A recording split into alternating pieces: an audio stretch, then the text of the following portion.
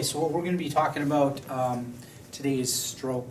Now, one thing that most people aren't aware of is that you can have a stroke and you may have only small symptom changes, like maybe just a small attitude change, a small emotional change.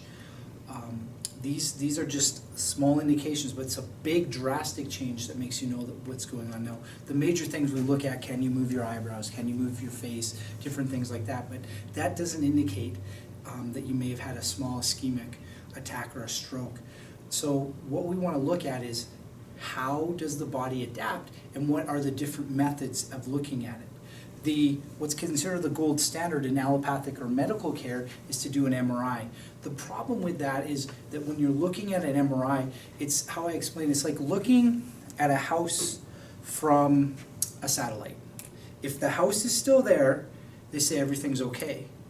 Where I want to look at it is through an EEG, and that's basically going into the house to make sure that the whole house isn't ripped apart. So if we look on an MRI and we only see a little bit of a problem, they say everything's okay or there's no problem at all. But if we actually look at the EEG, which is the brain waves, it'll tell me if there's big issues, if things are not going to be working correctly. So those are the two different ways to look at. That MRI is not definitive because we can have small little, what's considered plaquing, which could be considered routine, that could be the actual result of the stroke because the body's actually healing itself. So when we look at this, the articles that I've read have shown that when the stroke happens, it's considered normal that tissue is going to die, and that's not actually true.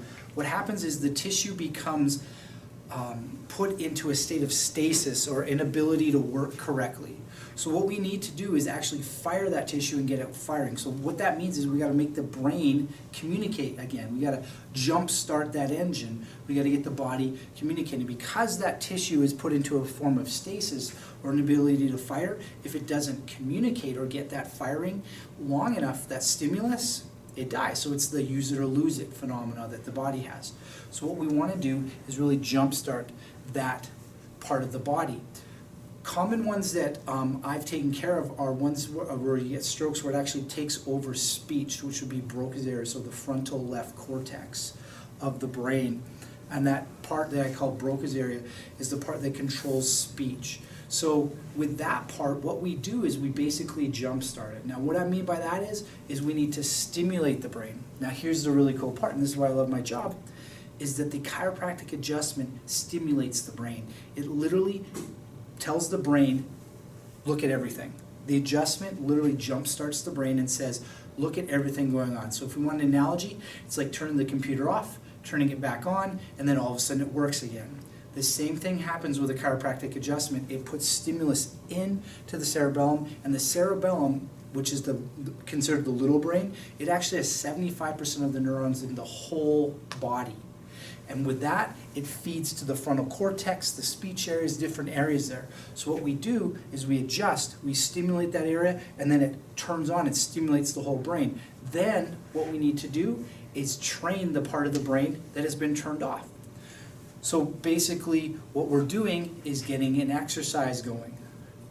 And by doing what's called neurofeedback, it's a specific pinpoint training where we find specific areas and then we get the body to upregulate or fire correctly. Because what happens with that stroke, the waves get very aberrant. They go all over the place. So when we get it to fire correctly, what will happen is that pathway will turn back on. That may be speech, it may be motor, like different things like moving your face, moving your eyes, moving your muscles. So it really depends on where the problem is to pinpoint and get it to heal. The key with this is as soon as it happens, you got to find out and get it healing quicker, because the longer it stays out of ability to react or not working correctly, aberrant for lack of a better word, the harder it is to get it to reactivate because that pathway will start to die.